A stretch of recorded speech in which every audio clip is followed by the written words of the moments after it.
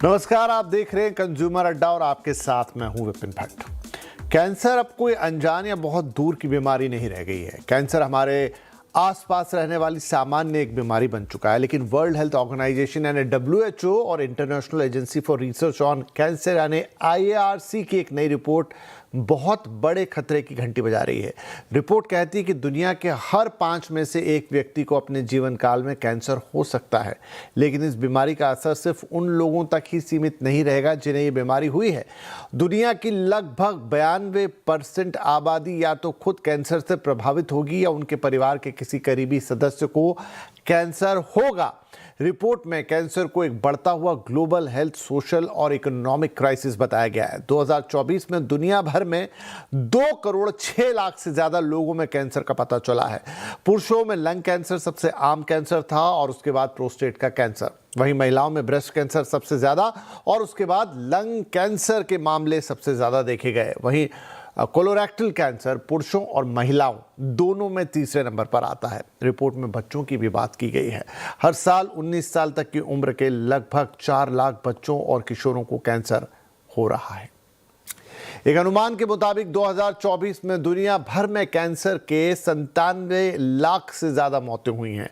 Cancer दुनिया भर में समय से पहले होने वाली मौतों का मतलब 75 साल की उम्र से पहले होने वाली मौतों की एक बड़ी और मुख्य वजह बनता जा रहा है। 48 देशों में कैंसर से समय से पहले होने वाली मौतों में बढ़ोतरी देखी जा रही है। कैंसर 41 देशों में समय से पहले होने वाली मौतों की मुख्य वजह है, तो 37 देशों में दूसरी सबसे बड़ी वजह और 47 देशों में तीसरी सबसे बड़ी वजह है।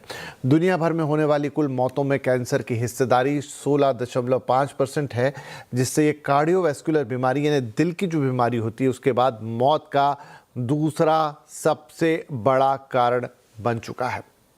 कैंसर का असर सिर्फ मरीजों और मौत तक सीमित नहीं रहता, बल्कि ये पूरे परिवार को प्रभावित करता है। 2020 में 24,50,000 बच्चों ने कैंसर के चलते अपने माता पिता में से किसी एक को खो दिया। अपनी मां खोने वाले ऐसे बच्चों में आधे एशिया में थे, जबकि 1/3 से ज़्यादा अफ्रीका में थे। भारत, चीन, नाइजीरिया, इंडोनेशिया, इथोपिया और पाकिस्तान में मिलकर दुनिया भर में मां को खोने वाले अनाथ बच्चों के मामलों का लगभग 40% हिस्सा था। ये बड़ा नंबर है। कैंसर का बोझ सिर्फ सेहत पर पड़ने वाला असर नहीं है। कैंसर से प्रभावित लोगों के अनुभवों पर WHO के ग्लोबल सर्वे की रिपोर्ट के मुताबिक इस बीमारी का मरीजों और उनके परिवार वालों पर लंबे वक्त तक असर पड़ता है और ये असर भावनात्मक यानी इमोशनल, सामाजिक यानी कि सोसाइटी के लेवल पे और आर्थिक यानी इकोनॉमिकल भी हो सकता है। सर्वे में शामिल आधे से ज़्यादा लोगों ने मानसिक स्वास्थ्य से जुड़ी समस्याओं की बात कही है। WHO के मुताबिक कम से कम 45% लोगों को कैंसर के चलते आर्थिक तंगी का सामना करना पड़ रहा है। वहीं मरीजों की देखभाल करने वाले लगभग सभी लोगों ने लंबे वक्त तक दुख या सामाजिक अलगाव और तनाव महसूस किया है। कैंसर परिवारों को आर्थिक संकट में भी डाल सकता है। महंगा इलाज, कमाई का नुकसान, महंगी दवाएं, इलाज के लिए यात्रा और बच्चों की देखभाल का खर्च अक्सर लंबे समय तक आर्थिक दबाव पैदा करता है। इसीलिए नई रिपोर्ट में कैंसर को मेडिकल दिवालियापन का एक मुख्य कारण बताया गया है। ऐसा उन देशों में भी है जहां यूनिवर्सल हेल्थ केयर की सुविधा है। रिपोर्ट के अनुमान के अनुसार एक और अनुमान है, वो ये कि 2050 तक कैंसर के सालाना 67.7% इसके मामलों में बढ़ोतरी होके ये करीब 3.5 करोड़ मामलों तक चला जाएगा। वहीं कम आय वाले देशों में नए मामलों में 133% की भारी बढ़ोतरी का अनुमान है। ज़्यादा आय वाले देशों में अभी कैंसर के मामले ज़्यादा सामने आते हैं क्योंकि वहाँ कैंसर का पता जल्दी चल जाता है, लेकिन इन देशों में मरीजों के बचने की दर भी बेहतर है क्योंकि उन्हें समय पर बीमारी का पता चलने और इलाज मिलने की संभावना ज़्यादा होती है। इसके उलट कम और मध्यम आय वाले देशों में लोग ऐसे कैंसर से बड़ी संख्या में मर रहे हैं जिनका अमीर देशों में इलाज संभव है, लेकिन उनके देश में पैथोलॉजी, इमेजिंग, सर्जरी, रेडियोथेरेपी और दवाइयों की कमी है। पहली बार WHO IARC ने देशों के बीच तुलना की है। ज़्यादा आय वाले देशों में ब्रेस्ट कैंसर से पीड़ित 85% से ज़्यादा महिलाएं कम से कम 5 साल तक जीवित रहती हैं, जबकि कम आय वाले देशों में यह आंकड़ा 45% से भी कम है। बच्चों में होने वाले कैंसर के मामले में यह अंतर और भी ज़्यादा है। लिम्फॉइड ल्यूकेमिया से पीड़ित बच्चों के जीवन रहने की दर यूरोप में लगभग 93% है, लेकिन अफ्रीका के कुछ हिस्सों में 19% से भी कम है। इस अंतर की मुख्य वजह है बीमारी का पता लगाने की सुविधाओं की कमी।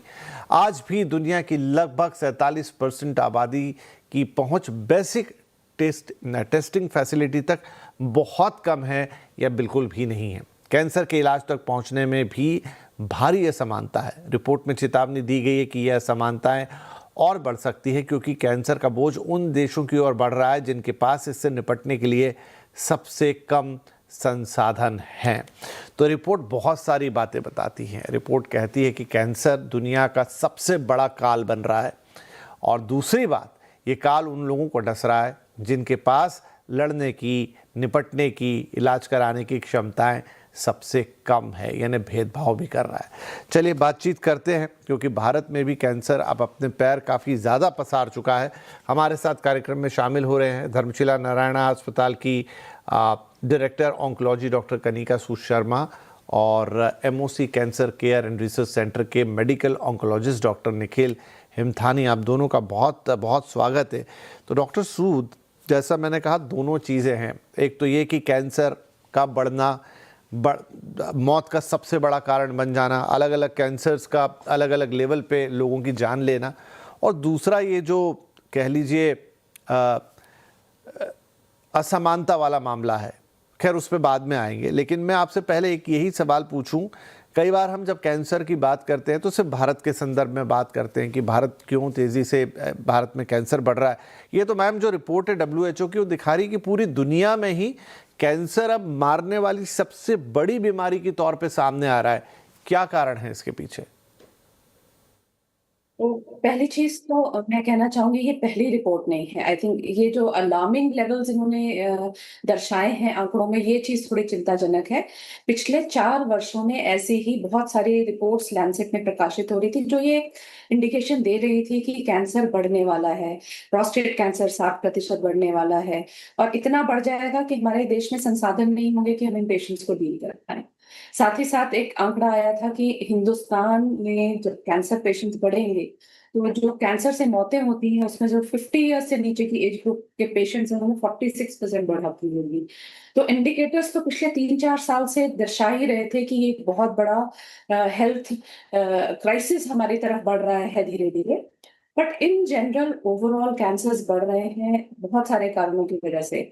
पहला कारण तो हमारी एजिंग पॉपुलेशन जब बढ़ती है, जो हमारा एज रिलेटेड कैंसर इंसिडेंस होता है वो 50 वर्ष से अधिक आयु में ज्यादा होता है। तो जिन देशों में आपके एल्डरली पॉपुलेशन बढ़ेगी, वहां ओवरऑल कैंसर ज्यादा आपको आंकड़ों में दिखेगा। दूसरा बड़ा कारण जो है वो हमारी जीवन शैली है, जो कि पिछले 2-3 डिकेड्स में साल दर साल बहुत ज्यादा डिटेरिएट होती जाती है। जो हमारे लाइफस्टाइल या जीवन शैली में है, उसमें हमारे टोबैको अब्यूज ले लीजिए, जो कि 30% कैंसर्स के लिए जिम्मेवार है, उसका चलन अभी भी अधिक बनता जा रहा है नेक्स्ट जनरेशन में। दूसरा हमारे ईटिंग हैबिट्स, जो हम प्रोसेस्ड या रिफाइंड खाने खाने लगे हैं। हम सभी लोग अपनी कार्य व्यस्तता में चाहते हैं कि हमें इजी गोइंग लाइफ हो जाए, फटाफट खाना मिल जाए। तो जो हम रिजर्व्ड, पैक्ड और प्रोसेस्ड फूड्स खाते हैं, ये सब कैंसर का रिस्क बढ़ाते हैं, क्योंकि प्रिजर्वेटिव्स और जितनी भी चीजें होती हैं अल्टीमेटली केमिकल्स होते हैं, और इनमें कुछ ना कुछ कार्सिनोजेनिक पोटेंशियल साल दर साल नई नई रिपोर्ट्स में प्रकाशित भी होता जाता है। हमारी जीवन शैली में हमारा सेडेंटरी लाइफस्टाइल, जो हमारा जीवन शैली है, जिसमें पहले हम हर चीज खुद करते थे। आपको अपने लिए पानी भी लाना है, आपको अपने लिए अपने घर में खुद ही सफाई रखनी है। ये जीवन शैली बहुत चेंज हो गई है। अब हम इतने डिपेंडेंट हो गए हैं, जो हमारे आजकल का दौर है जहां हमें इंस्टेंट हर चीज घर पे चाहिए, एक फोन की क्लिक पे, तो हम चलते ही नहीं। सेडेंटरी लाइफस्टाइल हमें न केवल कैंसर पर और भी लाइफस्टाइल डिजीजेस से ग्रसित करा रहा है। सो WHO की स्टेटमेंट है कि अगर आप 180 मिनट हफ्ते में एक्सरसाइज करेंगे तो 40-50% रिस्क घटाएंगे लाइफस्टाइल डिजीजेस का। और कुछ हमारे डिटेक्शन टूल्स बढ़े हैं। डिटेक्शन टूल्स से कुछ अनडिटेक्टेड कैंसर्स को भी हम ज्यादा पकड़ने लगे हैं, अवेयरनेस बढ़ने लगी है। तो एटलीस्ट जो अनसीन केसेस थे वो भी अब हमारे सामने उजागर होते आ रहे हैं। But majorly it is the lifestyle, I think, which has changed the pattern of the incidence of cancer in our country. बस सही बात है। अब तो कैंसर एक लाइफस्टाइल डिजीज हो गई। डॉक्टर निखिल, अ, अ, ये बात ऐसा अनुभव में भी देखने में आती है कि भाई कहते हैं कि अरे वो तो ना सिगरेट पीते थे, वो तो ना शराब पीते थे, उनका तो लाइफस्टाइल भी, मतलब लाइफस्टाइल इन सेंस कि ये सब खराब आदतें उनमें नहीं थी, लेकिन कैंसर हो गया। तो क्या अब वो जो प्रमुख कारण थे कि अरे तंबाकू खा रहे हैं, सिगरेट पी रहे हैं, इन्हें कैंसर होगा, या शराब पी रहे हैं बहुत ज़्यादा तो इनको कुछ बीमारी हो जाएगी, वहाँ से हटके अब हमारी जो डे टू डे वाली लाइफस्टाइल है जिससे हमें डायबिटीज़ और ब्लड प्रेशर होता है, लेकिन वही खराब आदतें या वही खराब लाइफस्टाइल आपको कैंसर तक भी पहुँचा रही हैं? जी, एकदम आपने सही कहा। जैसे स्मोकिंग और अल्कोहल, तो काफ़ी पेशेंट्स हमारे पास ऐसे आते हैं कि हमारे में कोई बुरी आदत नहीं है, उसके बावजूद हमें कैंसर हो गया है। तो जैसा डॉक्टर कनिका ने भी कहा, ये कैंसर एक लाइफस्टाइल रिलेटेड डिजीज़ है। जैसा हमारा खान-पान है, जंक फूड खाना, अल्ट्रा प्रोसेस्ड फूड खाना, शुगरी ड्रिंक्स लेना, सेडेंट्री लाइफस्टाइल, चलना फिरना नहीं। हर कोई अपने घर से गाड़ी में जाता है, गाड़ी में बैठ के ऑफिस में बैठता है और चलना फिरना एकदम ना के बराबर है, उससे मोटापा हो जाता है, ओबेसिटी हो जाती है। और ओबेसिटी भी एक मुख्य कारण है जिससे कैंसर होते हैं, जैसे कि मेल्स में प्रोस्टेट कैंसर, कोलन कैंसर, और फीमेल्स में ब्रेस्ट कैंसर और यूट्राइन कैंसर। तो खान पान जैसे हमारा ख़राब हो चुका है, चलना फिरना हमारा है नहीं, स्लीप ना होना, नींद ना होना, टेंशन, स्ट्रेस, एंग्जाइटी, एटलीस्ट कम से कम 8 घंटे की अच्छी नींद होना भी बहुत ज़रूरी है, क्योंकि जो भी बॉडी में डैमेजेस होते हैं डेली बेसिस पे, वो स्लीप में हमारे सब हील होते हैं। तो मैं यही कहूँगा कि it is a lifestyle related disease, जिसकी वजह से कैंसर का इंसिडेंस काफ़ी हद तक बढ़ गया है। हम भी अपने ओपीडी क्लिनिक्स में, जैसे एक ज़माने में ब्रेस्ट कैंसर मुख्य 60 साल 70 साल की लेडीज़ में होता था, बट आजकल हम ब्रेस्ट कैंसर खास करके 30 साल 40 साल की उम्र में देख रहे हैं, because of bad lifestyle choices which we make on daily basis.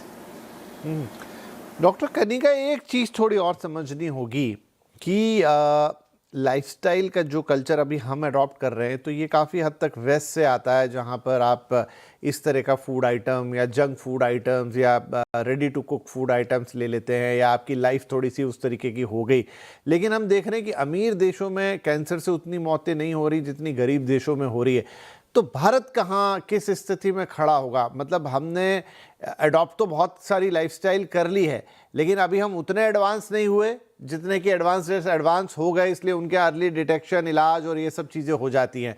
तो हमने एक हिस्सा तो ले लिया जिससे कैंसर आने का रास्ता बन गया, लेकिन उसकी रोकथाम, उसकी खोजबीन और उसका जो बाकी का इकोसिस्टम है वो हमारे पास अभी उतना डेवलप नहीं है, और इसलिए भारत जैसे देश के लिए खतरा और बड़ा हो जाता है।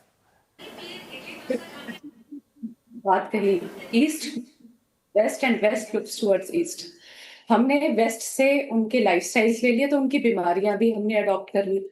वेस्ट ने ईस्ट से बहुत चीजें सीखी, वो अपना लाइफस्टाइल सुधार भी रहे हैं, उनके जो ईटिंग हैबिट्स हैं उसमें भी सुधार ला रहे हैं। बट आई थिंक जो वेस्ट का बिगेस्ट फैक्टर है जिसकी वजह से उनके कैंसर जो केसेस हैं वो बेटर आउटकम शो करते हैं, वो है बिकॉज स्क्रीनिंग वहां पे एक मैंडेट है। वेस्टर्न वर्ल्ड में आपको सालाना हेल्थ चेकअप कराना एसेंशियल होता है, क्योंकि आप जब एक इंश्योरेंस के कवर में आते हैं तो आपको अपने annual health checkups time to time कराने, तभी आप एलिजिबल रहते हैं, आप अगले साल उसके प्रोविजंस को लेके। तो जो एक मैंडेटरी हेल्थ चेकअप है वो हमारे देश में नहीं एग्जिस्ट करता है। हमारे अगर पॉपुलेशन पूरी देखें तो हार्डली 5% पॉपुलेशन है हमारे देश की जो कि स्क्रीनिंग कराती है। 95% लोग तब हॉस्पिटल आते हैं जब वो बीमार पड़ते हैं, जो कि वेस्ट में नहीं है। वेस्ट में ब्रेस्ट कैंसर स्क्रीनिंग के कारण से बिल्कुल शुरुआती दर में पकड़ा जाता है, इसीलिए वहां के आउटकम्स बेहतर। सो आई थिंक इम्पोर्टेंस है कि किस समय पर कैंसर पकड़ा गया है, और कैंसर पहले तभी पकड़ा जाएगा अगर हम लोग स्क्रीनिंग या एनुअल हेल्थ चेकअप को एक नॉर्म बनाएंगे और बीमारियों को लिंगर करना छोड़ेंगे, क्योंकि एक माइंडसेट भी है हमारी कंट्री में, हम लोग बीमारियों को पालते हैं। अगर हमें कुछ एबनॉर्मल लगता है या हमारा शरीर कुछ संकेत दे रहा है कि कुछ तकलीफ है, तो हम 3-4 दिन तो पहले खुद वेट करते हैं कि शायद ये खुद ही ठीक हो जाएगा, या आप सेल्फ मेडिकेशन या कुछ ना कुछ रिजॉर्ट करते हैं। जब तक हम हॉस्पिटल उस बीमारी को लेके जाते हैं तो कई बार स्टेज अप स्टेज हो चुकी होती है। तो ये 2-3 चीजें हमारे देश में अगर हम अडॉप्ट करना शुरू कर लें वेस्टर्न वर्ल्ड की तरह, तो बीमारियां तो देखो कम नहीं होंगी, बट दर कम होने के साथ साथ हमारे जो रेट्स ऑफ क्योर है उसमें हम थोड़ा इम्प्रूवमेंट जरूर देख पाएंगे। तो अभी डॉक्टर निखिल, डॉक्टर कनिका ने कहा कि स्क्रीनिंग हमारे यहाँ हार्डली 5%। मैं इसमें और थोड़ा बाइफरकेट करना चाहूँगा कि शायद स्क्रीनिंग में भी उससे भी कम हो सकती है, क्योंकि अभी भी बेसिक हेल्थ चेकअप कराने वाले तो बहुत लोग हैं। मतलब ब्लड के वो सैंपल्स हो गए, या आपका लिपिड प्रोफाइल हो गया, रीनल प्रोफाइल हो गया, ये सब जो किडनी और इसका हेल्थ हो गया। लेकिन आई थिंक कैंसर का स्क्रीनिंग एक अलग स्टेज है, वो नंबर आज भी शायद बहुत कम है। जैसे फीमेल्स में मोस्टली 2 कॉमन कैंसर देखते हैं हम, ब्रेस्ट कैंसर जो कि सबसे कॉमन है और second most common cervical cancer है।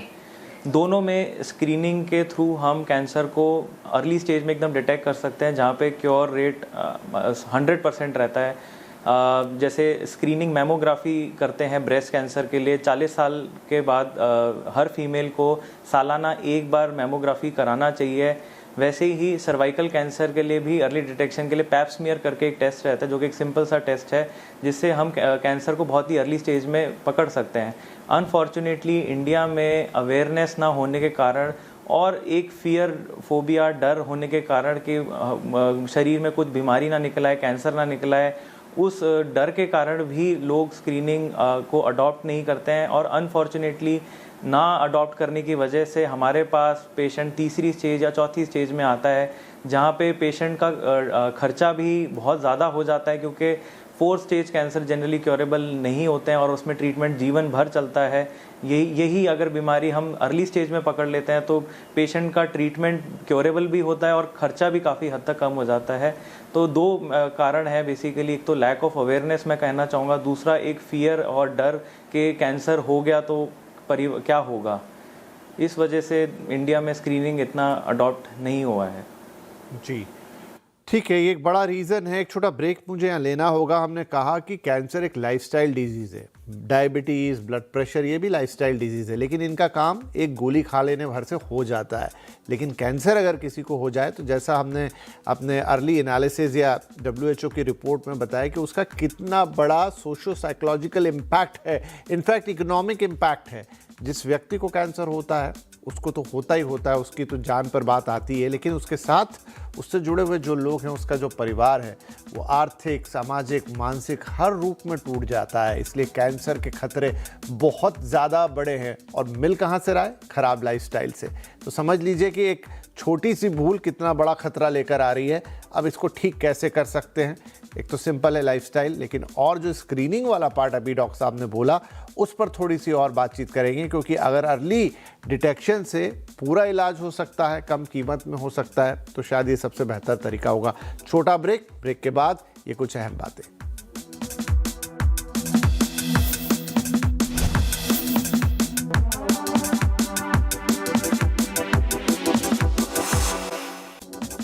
कैंसर से आप खतरे में सब, क्योंकि WHO की एक लेटेस्ट रिपोर्ट कह रही कि almost 92% of the total population of the world किसी न किसी तरीके से कैंसर या उसकी जद में आ रही है। काफ़ी डिटेल रिपोर्ट है जिसको ब्रेक से पहले हमने डिस्कस किया, लेकिन एक बड़ा सवाल ये कि इसको रोके कैसे। रिपोर्ट ये तो बता रही है कि इतना बड़ा खतरा है, इस खतरे से निपटना कैसे।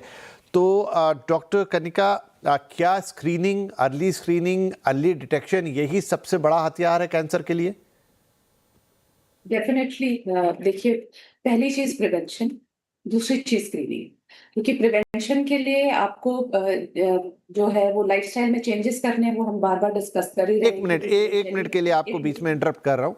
मुझे ये थोड़ा सा कोई कंपैरेटिव हमारे पास नंबर है क्या कि मान लीजिए 100 केसेस हो रहे हैं कैंसर के, तो कितने हैं जो लाइफस्टाइल के कारण हो रहे हैं और कितने हैं जो ट्रेडिशनल, मतलब कि वो तंबाकू का सेवन या सिगरेट या शराब, और जो आम तौर पे जनरल पॉपुलेशन नहीं करती उसकी वजह से हो रहे हैं? तो जो फिगर्स कहते हैं, जैसे मैंने कहा था, 30% कैंसर टोबैको रिलेटेड होते हैं। TRC हमारे 30% पूरे कैंसर के जो ब्रैकेट है उसमें कंट्रीब्यूशन देते हैं। और हमारे अराउंड 40 to 45% केसेस लाइफस्टाइल के हैं, जिसमें हमारी फॉल्टी डाइटरी हैबिट्स और कुछ वायरस से इंड्यूस भी होते हैं। अराउंड 15 to 20% कैंसर्स जो हमारे human papilloma virus, EBV, hepatitis, इससे भी होते हैं। अनुवांशिकता जिसको हम जेनेटिक्स कहते हैं, वो सेगमेंट बहुत छोटा होता है। लोगों को ज्यादातर लगता है कि ये कैंसर हमेशा जेनेटिक होते हैं, पर जेनेटिक्स की कंट्रीब्यूशन ओवरऑल कैंसर्स में हार्डली 2 to 5% होती है। केवल ब्रेस्ट कैंसर या प्रोस्टेट कैंसर या ओवेरियन कैंसर जैसे कुछ कैंसर्स हैं जिसमें अनुवांशिकता 12% तक रिस्पॉन्सिबल हो सकती है कैंसर्स के लिए, बट मेजरली हमारे इन्वायरमेंटल पोल्यूशन, हमारा lifestyle, tobacco consumption, viral diseases, ये बिग फैक्टर है। तो लाइफस्टाइल मेजर पार्ट हो गई। राइट राइट जी, कंटिन्यू मैम की क्या स्क्रीनिंग से बच सकते हैं? जी, तो मैं कह रही थी कि एक रिपोर्ट प्रकाशित हुई थी कि इंडिया में 63% महिलाओं के कैंसर प्रिवेंटेबल है। सो प्रिवेंशन का सबसे बड़ा मुख्य जो है वो टूल हमारे पास है एचपीवी वैक्सीनेशन। सो जो हमारी 15 वर्ष से कम उम्र की बच्चियां हैं, अगर उनको हम एचपीवी वैक्सीन की 2 डोजेज दे देते हैं तो सर्वाइकल कैंसर, जो कि लगभग ऑलमोस्ट 1.5 लाख महिलाओं को हर साल हमारे वर्ष में होता है, उससे बचाव होने के 95% प्रोटेक्शन होती है। ये वैक्सीन 45 वर्ष की उम्र तक ली जा सकती है, बस प्रोटेक्शन की दर 70-75% के करीब रह जाती है अगर आप बड़ी उम्र में लेते हैं। दूसरी चीज है स्क्रीनिंग। इसी कैंसर में जो एचपीवी कैंसर है, जो एचपीवी है वो आपके बच्चेदानी के मुख के सेल्स में कुछ चेंजेस करता है। तो डॉक्टर निखिल ने आपको बताया कि एक पैप्समियर नाम की जांच होती है। हम इन सेल्स को साधारण पानी की जांच से कैंसर होने से 7-8 साल पहले भी पहचान सकते हैं। अगर हमें पैप्समियर में ये जानकारी मिल जाती है कि इस महिला को आने इस वाले समय में कैंसर हो सकता है, हम उन सेलुलर चेंजेस को पहले ही ट्रीट कर सकते हैं ताकि वो कैंसर ना बने। इसको हम CIN 1, 2 और 3 कहते हैं। तो स्क्रीनिंग का इतना इफेक्टिवनेस है कि कैंसर बनने ही नहीं दिया महिलाओं के इन कैंसर्स में। सिमिलरली ब्रेस्ट कैंसर में मैमोग्राफी का व्याख्यान किया उन्होंने कि एटलीस्ट 45 साल से एटलीस्ट 54 ईयर्स तक साल में एक बार कराएं, फिर 2 साल में एक बार। अगर आप 70 वर्ष की आयु तक कराते रहते हैं तो ब्रेस्ट कैंसर अर्ली डिटेक्ट हो जाता है। एक नया स्क्रीनिंग टूल जिसके बारे में हम लोग बहुत चर्चा नहीं करते रहे, बट आई थिंक अब समय आ गया है जब IACR कह रहा है कि लंग कैंसर बहुत कॉमन हो रहा है। लंग कैंसर के लिए लो डोज CT स्कैन अब कुछ गाइडलाइंस में आने लगेंगे, क्योंकि उसकी एफिकेसी लंग कैंसर डिटेक्ट करने में टोबैको यूजर्स या स्मोकर्स में अब कही जा रही है कि अगर आप 10 इयर्स तक मिनिमम अगर आपने स्मोकिंग करी है कभी भी अपने लाइफ टाइम में, तो annual low dose CT scan of chest भी एक स्क्रीनिंग में आ गया है। बाकी पुरुषों में हम कुछ ट्यूमर मार्कर्स जैसे कि PSA करते हैं, पर वो हमें जो है वो डॉक्टर की गाइडेंस में ही उसका इंटरप्रिटेशन लेना पड़ता है, क्योंकि उसमें थोड़े से नुआंसेस हैं रिपोर्ट की। सिमिलरली ओरल कैंसर, जो मुख के कैंसर्स होते हैं, उसके लिए आप ओरल स्क्रीनिंग करवा सकते हैं, जिसमें मुंह में लाल या सफेद चकत्थे अगर पकड़ लेते हैं, वो भी प्री मैलिग्नेंट होते हैं, उनमें कैंसर बनने की क्षमता होती है। अगर हम उनको शुरू में ही लेजर इत्यादि से ठीक कर दें तो कैंसर बनेंगे। तो वैसे ही काफी महिलाओं जी को जी सेल्फ वैक्सीनेशन भी सीखना चाहिए, क्योंकि स्क्रीनिंग में भी last woman standing in this country may not get it, but self breast examination हर महिला स्वयं कर सकती है। उसमें ना कोई हेजिटेशन है, ना उसमें कोई फाइनेंस इन्वॉल्व है। एटलीस्ट आपको ये पता चल जाए कि आपके शरीर में कुछ अलग बन रहा है। अगर आप उसको पकड़ लेंगे, टाइमली ट्रीट करा लेंगे, एटलीस्ट नॉट तो समझ में आई डॉक्टर एटलीस्ट सूद की काफ़ी हद तक, मतलब बहुत सारे कैंसर हैं जो अर्ली स्क्रीनिंग से ना केवल पकड़े जा सकते हैं बल्कि आप उनको पैदा होने से पहले ही इलाज कर सकते हो। ये काफ़ी बड़ी जानकारी। क्विकली, क्योंकि मेरे पास समय अब ऑलमोस्ट समाप्त हो गया, डॉक्टर निखिल, ये तो बात हो गई एक तरीके से स्क्रीनिंग की। इसके पहले वाला हिस्से को प्रिवेंशन मान सकते हैं हम। अगर अच्छी लाइफस्टाइल रख लें, वजन थोड़ा सा मेंटेन कर लें, थोड़ी एक्सरसाइज और ये सब जो नॉर्मल चीज़ें हैं ये अपने रूटीन में ऐड कर लें, किस हद तक कैंसर से बचा जा सकता है?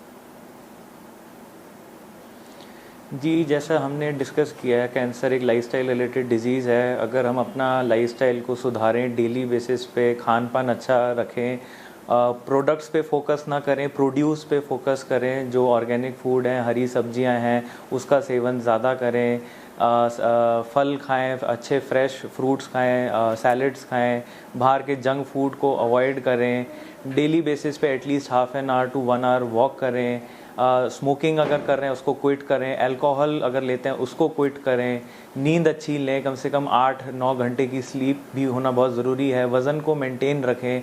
अगर ये सब चीज़ें हम डेली बेसिस पे करें तो कैंसर होने का रिस्क काफ़ी हद तक कम हो सकता है। बट कुछ और भी फैक्टर्स हैं जो हमारे कंट्रोल में नहीं है, जैसे कि एयर पॉल्यूशन आजकल ख़ास करके दिल्ली में सर्दियों के मौसम में पॉल्यूशन की वजह से काफ़ी हद तक सबको कुछ ना कुछ हेल्थ एलिमेंट्स होते हैं और कहीं ना कहीं ये सब केमिकल एक्सपोजर से कैंसर का रिस्क भी बढ़ता है। तो सरकार को भी इन सब चीज़ों पे भी फोकस करना चाहिए। अच्छा बट दो खाना, चीज़ें अच्छा यहाँ पे पानी और समझ अच्छी में आ हवा, गई। ये एक अच्छी लाइफस्टाइल आप रख ले, आप अपना वजन नियंत्रण में रखें, खान पान अच्छा रखें और नींद का बार बार जिक्र आ रहा है तो नींद भी पूरी ले।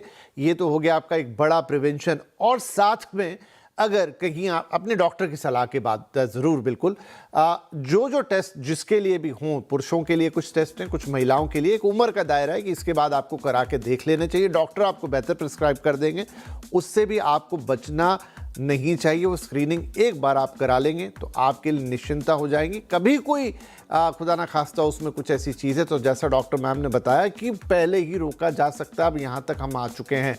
तो दोनों ही चीज़ें ऐसी हैं जिसको अगर आप प्रैक्टिस या अडॉप्टेशन में ले आए तो बहुत हद तक कैंसर से हमारी लड़ाई में हम जीत जाएंगे। बहुत बहुत शुक्रिया doctor Sood and doctor Nikhil, आप दोनों ने बहुत अच्छी और बहुत इंपॉर्टेंट बातें यहाँ पे बताई हैं और अवेयरनेस ही कैंसर के खिलाफ एक बहुत बड़ा टूल और हथियार साबित होने वाला है। बहुत बहुत धन्यवाद। नमस्कार।